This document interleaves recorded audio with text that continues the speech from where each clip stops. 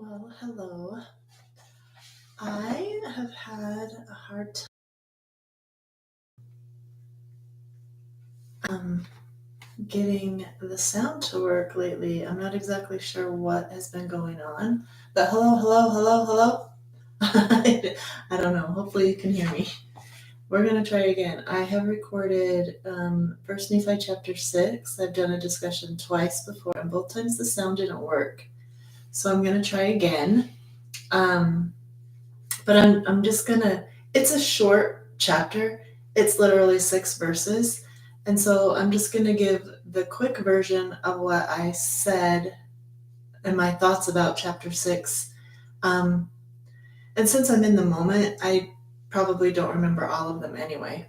But from what I do remember, I'll just give a quick summary and then I'll step into chapter 7 so we can move forward.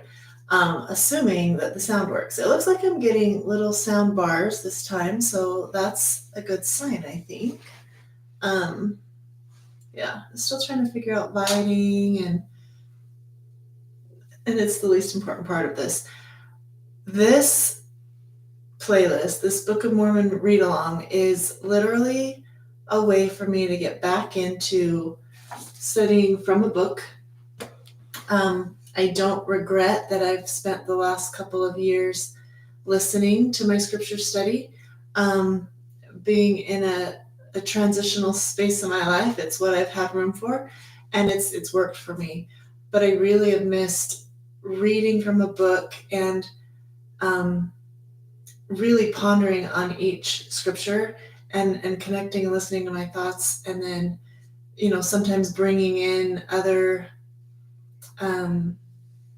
like conference talks and things like that I've read recently, or I might go back after reading one and talk about a past chapter because of that and how they all fit together and the personal revelation that I receive as I'm reading.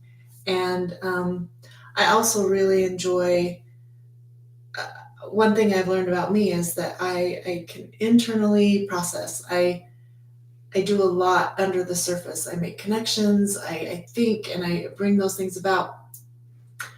But it lands better and becomes more complete and actually makes more sense to myself and hopefully other people when I actually speak it out loud. And so this is a way for me to do that. Whether anybody listens or not, it's more about that. I have this this thing about me where this full circle conversation is really a powerful thing for me. And so I'm having a conversation with whoever wants to listen, but also with myself, I guess. So here we go. Chapter 6, I'll just read through it really quick. It starts off with the chapter heading that says that Nephi writes of the things of God. Nephi's purpose is to persuade men to come unto God of Abraham and be saved. And it's happening around 600 to 592 BC. And then it says, and now I, Nephi, do not give the genealogy of my fathers in part of my record. In this part of my record, sorry. I do not. Honestly, I'm thinking that I should have gotten my glasses. I didn't, so I'm just reading. I need to bring my brain full here. Okay. There we go. And now I, Nephi, do not give the genealogy of my fathers in this part of my record.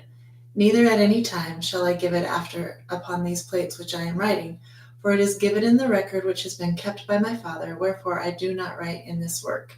So from what I have, come to understand over my years of exposure to the Book of Mormon is that there were 2 sets of plates, both of them gold plates, and on one set there was history, his father's history was there, and then there was another set of plates that Nephi reserved to just write the things of God. So the other plates had the genealogy and had things that he had learned from his dad. It was the historical record.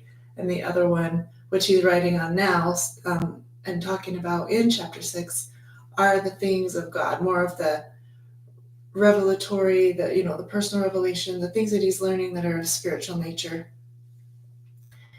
until he goes on, for it sufficeth me to say that we are descendants of Joseph.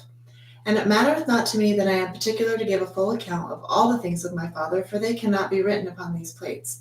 For I desire the room that I may write of the things of God.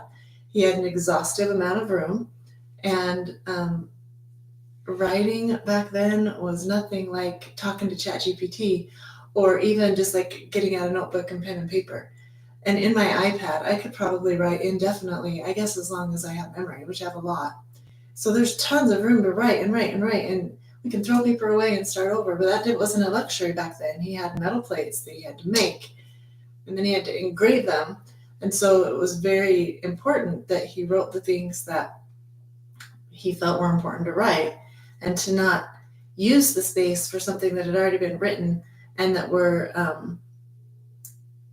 of his father. He's not saying that those things aren't important. In fact, they are very important. And I think that he explains that in just a second. But in his book that he's writing in now, in those plates, he wants to reserve them for the things of God. For the fullness of mine intent is that I may persuade men to come unto God, unto the God of Abraham, and the God of Isaac, and the God of Jacob, and be saved. Wherefore, the things which are pleasing unto the world I do not write, but the things which are pleasing unto God, and unto those who are not of the world. Wherefore I shall give commandment unto my seed, that they shall not occupy these plates with things which are not of worth unto the children of men. So that to me shows that he knew he wasn't going to fill them all up, that he was going to be passing them along and asking his seed to continue, or whoever they get passed to. And not for entertainment purposes, not for even really historical information purposes, but for a spiritual nature, to write the things of God. And I just think it's awesome that he took the time to explain that here, because that shows how much it mattered to him. The other thoughts that I had as I was talking before about this chapter, and I'll just say it briefly, is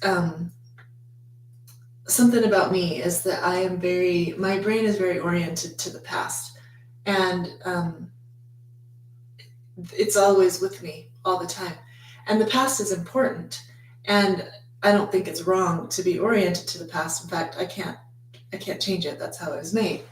But what I've been learning in my own recent life, and then what it pointed out in this chapter for me personally, to personalize the meaning here, which I'm very much taking personal artistic license here, because I love to read the scriptures in applying it to my own life. It is just saying that the past is there, and the past is important. I can learn from the past. There are things about the past that, well, we can't change the past, but there are things about the past that are very important to my present and to my future. Knowing who I am, knowing where I came from, understanding the lessons that I've learned from the past. Those are all very important. And there's nothing wrong with having the past. And like Nephi could at any time go to those other plates and look that up. Like if he wanted to remember something or learn something, those plates are there and they're important. But also what he's saying is that doesn't always need to be mixed in with my present moment, or with my message, or with the things that are important for right now, or even for future. So they're there, and I guess a kind of a compartmentalization of things can be really important and helpful. And just coming from mental health standpoint, that is one of my, I think, greatest strengths, is that I have everything with me at all times. And so I have these reference points that are really helpful in learning and understanding and in connecting. But if I let everything pervade everything all the time, that can lead to confusion. It can lead to a difficulty in being present.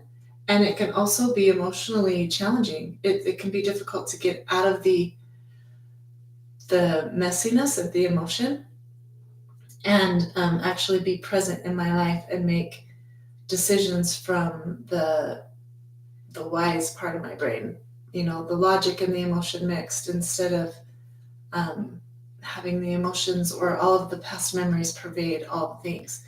And it's in a way, that's what he's saying, but he's talking about it with his plates. Yeah, the history of my father is important. Yes, those plates are important. Yes, I'm going to refer to them, and they are important, but they don't need to be mixed in with these plates. So that it meant a lot to me because of where I am in my life right now and some things that I've been learning and pondering and really getting the opportunity to apply in a very real way. So it touched me a lot, even just 6 verses of like matter of fact conversation. It's almost like, as I'm reading textbooks or journal articles and things like that, there are parts that I skip over that I go back to if I need to, but like the data from the research is like the part I skip over. And this chapter 6, has been one of those. It's like, okay, let's get on to, the story. And it was fun for me and interesting that chapter and those 6 verses actually had a really pertinent message to me in my life right now. And it wasn't just matter of fact, like explanation. So anyway, it wasn't an interruption to the message either. All right, chapter 7, and hopefully you can hear me, and so this isn't a waste of my time and breath. It's never a waste, though. I shouldn't say it that way, because my purpose really is for me to have the experience with the scriptures. It is fun to have it recorded, and when I, see people pop on and listen, that's fun for me as well. So, chapter 7, chapter heading says, Lehi's sons return to Jerusalem and invite Ishmael and his household to join them in their journey. Laman and others rebel. Nephi exhorts his brethren to have faith in the Lord. They bind him with cords and plan his destruction. He is freed by the power of faith. His brethren ask forgiveness.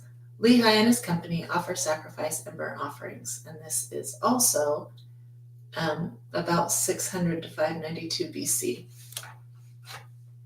Let's just go back. We're going to read it here, but let's just go back. Remember, it's been a couple of weeks since I was able to actually get this recording to work. So it may be in the past, but they just got back. Like they left Jerusalem, they went into the wilderness, traveled a few days, stopped, went back, got the brass plates, came back to where they were, and now they're being sent back again. And just ponder on that. Like, I know that I would be like, what? However, the reason is different, and there's a different response to it. So let's get into that.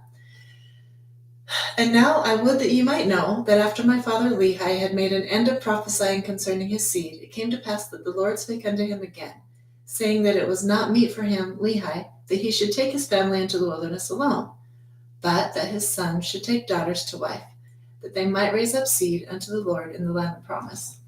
It just hit me. Like, it would be easy to think this was human error. And maybe if Lehi were perfect, he would have had the foresight to do all of these things before he left. But Lehi is following the Lord, and he's very human, right? And it's the Lord that said, okay, leave. Okay, go back, get the plates. Okay, come back. Okay, go back again and find wives for your sons. Why does the Lord do that? Like, my human self is like, what? Like, I've gone through this twice already. It's been hard. And I have to go back again? Like, what? Why? Why couldn't you just tell me to do this all at once? And now I don't tend to argue with the Lord quite that much. But there are times when I'm like, I just don't get it. I don't get why I was led to do all of these things, or why, this was where I really believe this is what you wanted me to do and where you wanted me to go. And now I've got to go back and start all over again. Like, what? So, but also, there's finding daughters to wife and not being alone is a good thing. So it makes sense. So anyway, just a very human thought that I had as I read that verse. But also, trusting in the Lord. He knows what he's doing, and he has a purpose in what he does. And sometimes it's probably just helping us correct our own human error. So anyway, continues. And it came to pass that the Lord commanded him that I, Nephi, and my brethren should again return to the land of Jerusalem and bring down Ishmael and his family into the wilderness. And it came to pass that I, Nephi, did again with my brethren go forth into the wilderness to go up to Jerusalem. And it came to pass that we went up into the house of Ishmael, and we did gain favor in the sight of Ishmael, insomuch that we did speak unto him the words of the Lord. Again, I used to just picture this. The way I used to picture it, and I'm not sure how I picture it now. I'll know more as we continue to read. Was they didn't know Ishmael and his family at all. They go back, they knock on the door and say, "Hi, we're supposed to marry your daughters, and you're supposed to leave your home in Jerusalem, and you're supposed to come with us into the wilderness, leave your life forever, and be a part of our family. Are you excited? Okay, let's go." And I used to think that was so amazing, but it's so confusing to me. I assume that's not exactly how it went down. I mean, But the part that stood out to me too was they did gain favor in the sight of Ishmael. So I wonder how they did that. Did they serve him? How much time did they spend? Did they know him before? Just a lot of questions. And it came to pass that the Lord did soften the heart of Ishmael and also his household, insomuch that they took their journey with us down into the wilderness to the tent of our father. The Lord softened their hearts. So in my mind, that must mean that Ishmael and his family were very much followers of the Lord. They likely spent time in prayer and conversation and maybe in scripture, and maybe were feeling promptings from the Spirit that life was about to change or whatever else. And did their hearts soften after Nephi and his brothers knocked on their door? Or had it been a process of softening so that they were ready? I don't know. It's just very interesting. I know I've had moments in my life when I meet someone and I'm like, I'm supposed to know this person. Like, I feel like I already know this person and we're just meeting.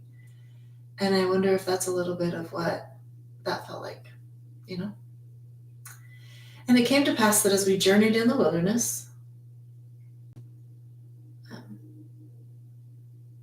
I was making sure I was on the right verse.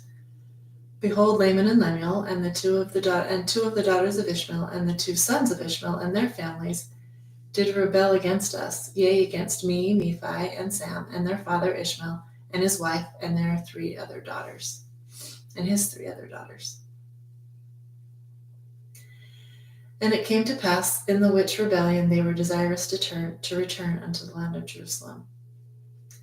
So after Laman and Lemuel get their wives, they're not super sad about going to get them, but they are back to rebelling against the whole, what are we doing traveling in the wilderness?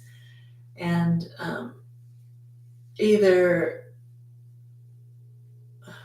the similarities between them and those 2 daughters of Ishmael, were they similar in nature? Did Laman and Lemuel have influence on them? Were they sweet on each other and then they had influence on each other? I just want to know the dynamics. Do you ever want to just be a fly on the wall of people's lives and just really see? I kind of would like to be a fly on the wall of my own life sometimes, honestly, to just really see what is going on, from an objective point of view. So they're traveling. Laman and Lemuel start rebelling again against their dad, but Nephi and Sam, that are the followers, it sounds like Ishmael had sons too, and the sons must have already been married, so they must live as a whole family. And then he had 3 other daughters, and so I'm wondering, did that daughter, was she super young? Did she have a family too? It's interesting. Because I can't imagine that, the Lord would want them to not be alone and not have them paired evenly so that somebody's left out of the companionship and the marriage stuff. So anyway, see how my brain works? It just has lots of question marks, lots of curiosity. It's one of my favorite parts about my brain, but probably also confusing. Okay, verse 7, and it came to pass in the which rebellion They were desirous to return unto the land of Jerusalem. I think I already read that. And now I, Nephi, being grieved for the hardness of their hearts, therefore I spake unto them, saying, Yea, even unto Laman and Lemuel, behold, ye are mine elder brethren. And how is it that ye are so hard in your hearts, and so blind in your minds, that ye have need that I, your younger brother, should speak unto you, yea, and set an example for you? How is it that ye have not hearkened unto the word of the Lord? How is it that ye have forgotten that ye have seen an angel of the Lord? Yea, and how is it that ye have forgotten what great things the Lord hath done for us in delivering us out of the hands of Laban, and also that we should obtain the record? Yea, and how is it that ye have forgotten that the Lord is able to do all things according to his will for the children of men, if it so be that they exercise faith in him? Wherefore, let us be faithful to him. I can totally imagine Nephi's frustration. Like it's like, excuse me, all of these things that we've gone through, and you're still complaining. And to be honest, I can also see it from the side of Laman and Lemuel. Like, I didn't want to do this anyway. Yeah, it's awesome to have, a partner now and somebody that I'm going to marry, and that natural human part that wants to pair up with someone to be their partner.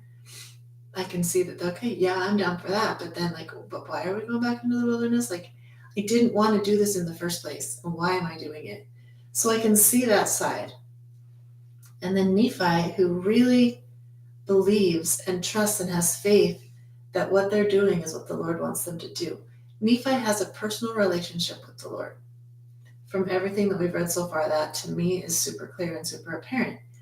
And I understand what it's like to be like, okay, now they'll see, now they're going to get it. Like, I want nothing more for my family to have a relationship with the Lord like I have, because I know the blessing it is in my life. I know what it feels like. I know how powerful it is to have this relationship with the Lord and to do what he asks.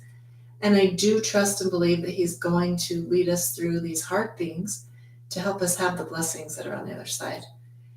And I want my family to get it too. And so with every little, I imagine Nephi praying every single day, like, please help my brothers to feel this, help them to see this, help them to get it, help them to come around and be softened, and et cetera, et cetera, et cetera. And then having these little miracles happen, and then be like, okay, awesome, this is happening. I'm sure they get it now. Does anybody else think like that? I know I do. I get this like hope. And hope isn't bad, and it's not wrong. Hope is actually what keeps us going. Hope is a very important part of being human and being a part of God's plan. We're told faith, hope, and charity. We have to have the faith that God will provide, and then he knows what he's talking about. Hope for the things that are on the other side of all the things that we go through. And then charity is that love of God. Those things are super important. And that was a very, very brief description of those three really powerful words and concepts. And sometimes, hope is something that is to be placed on the Lord. And Nephi obviously has that hope, and he's placing it on the Lord, and he receives the fruits of that hope from the Lord. And it's really easy as humans to also put our hope in other people. I hope that they will. I hope that, you can, and I don't think that's wrong necessarily, because I think that's part of charity. If we have this beautiful gift of faith and a connection and a relationship with the Lord, and we have this hope of this eternal life that we all came here to achieve, then we want it and hope for it for other people in our lives, especially the people we care about the most. And placing our hope in other people, placing our hope in things that we don't have any right or control over, can be really frustrating and really difficult and really, really sad. And I'm feeling Nephi here is like, he's grieved for the hardness of their hearts. He wants nothing more for their hearts to soften and for them to just see it. And so he's feeling frustrated. He's feeling sad. And he's like, how? You saw an angel. Like, what? Right? You know the miracles. And what? Why? I can just feel that. And so I'll just leave with one more. There are more verses in chapter 7. I'll just leave with one more verse that I think is a good stopping place. And then we'll pick up next week to stay within the 30-minute boundary that I have set for myself. So, verse 13, and if it so be that we are faithful to him, we shall obtain the land of promise. And ye shall know at some future period that the word of the Lord shall be fulfilled concerning the destruction of Jerusalem. For all things which the Lord hath spoken concerning the destruction of Jerusalem must be fulfilled. So he's not only like hoping for them to have the future, he's also really wanting them to understand, and you're being saved from this destruction. Like, if you went back, we would lose you. And I care about you. I want you in my life. I want you to live, right? So we can't forget that. For behold, the Spirit of the Lord ceaseth soon to strive with them. For behold, they have rejected the prophets, and Jeremiah have they cast into prison, and they have sought to take away the life of my father, insomuch that they have driven him out of the land. I'm actually going to read through verse 15. Now behold, I say unto you, that if ye will return unto Jerusalem, ye shall also perish with them. And now, if ye have choice, go up to the land, and remember the words which I speak unto you, that if ye go, ye will also perish. For thus the Spirit of the Lord constraineth me that I should speak. I think that's an awesome place to stop, but also to really get that while Nephi was hoping and feeling sadness for the choices and the misunderstanding or the hardness of his brother's hearts, he also came back and gave them their choice back. He didn't continue to try and control them or try to make them or force them to do anything, to think anything, to believe anything. He brought it back and was like, I can tell you what I feel. I can share what the Lord and the Spirit of the Lord is leading me to say, but I can't choose for you. So he puts that choice back in them. He's dealing with it in a healthy way. He's not trying to solve their problems. He's giving them the options to make the choice for themselves. And he's explaining to them, this is what the Lord is telling me will happen if you choose this.